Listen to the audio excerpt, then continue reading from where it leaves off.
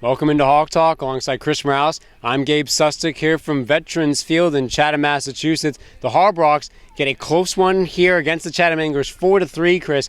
At some points they were leading for the most part of the game, but Chatham slowly crawled their way back, and it got interesting in the bottom of the ninth. Yeah, it really did. Aaron Savali came in for what was a 2-inning save. But really, let's start at the beginning, where the Harbrox had an early lead. They scored 1 run in the first inning, and Chatham made it interesting throughout. They got 1 run back, and then the Harbrox got 3 unanswered runs. They were up 4-1. Jake Knoll was part of that. He went 3 for 3 with a walk. He reached every single time he was up at bat. Austin Hayes had a solid 2 RBI single in the third inning to score 2 runs to make it 3-1 at the time. But of course, the Chatham Anglers were never out of this game at all. Started off by Zach Gallen, and then the all-star Parker Dunshee came in for 4 scoreless innings of relief.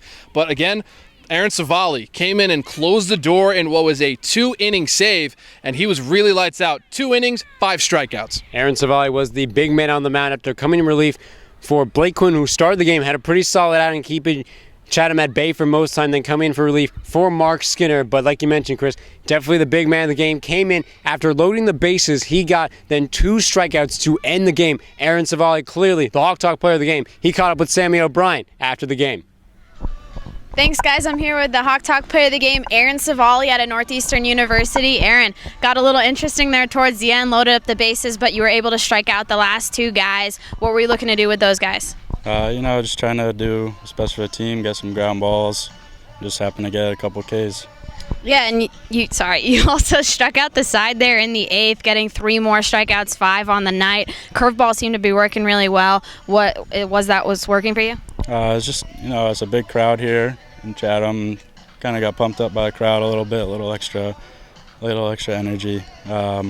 Just trying to do whatever I can to help the team out and get some outs. And then just to switch gears a little bit, you go to Northeastern University back in March. You got to play the Red Sox in an exhibition game, struck out David Ortiz, Hanley Ramirez, and Xander Bogaerts in an inning. What was that experience like? It was unbelievable. Once-in-a-lifetime opportunity. It's great that we get to play those guys every year. It's really awesome for our program. Just awesome experience, and I was lucky enough to get the start. And then just lastly, you're from Connecticut, go to school at Northeastern in Boston. How different is this experience for you? A lot of guys coming from other places, SEC schools and whatnot, from all around the country. You're nice and close. How much of an advantage is that for you? My family comes up pretty much every weekend, so that helps. It's good to represent the North. Not too many guys up here, and trying to show some of the Southern kids what we can do. All right, thanks, Aaron. Back to you guys.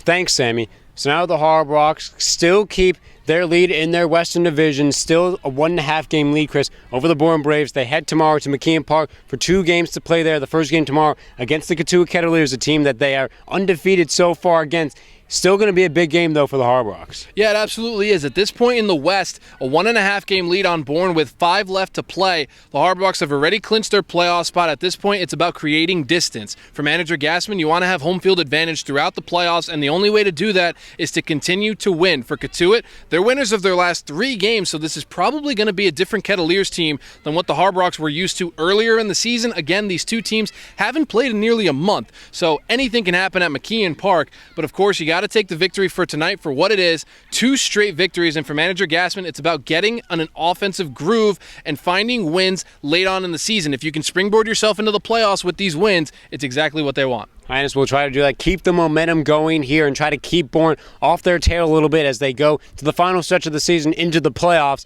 But Chris, Savali was great, but I think we all know what won today's game. One reason, ladies and gentlemen, right here. Look at these socks. That's why we won. So that'll do it us from here, from Veterans Field. From Chris Morales, I'm Gabe Sustick. We'll see you tomorrow at McKeon Park. Good night.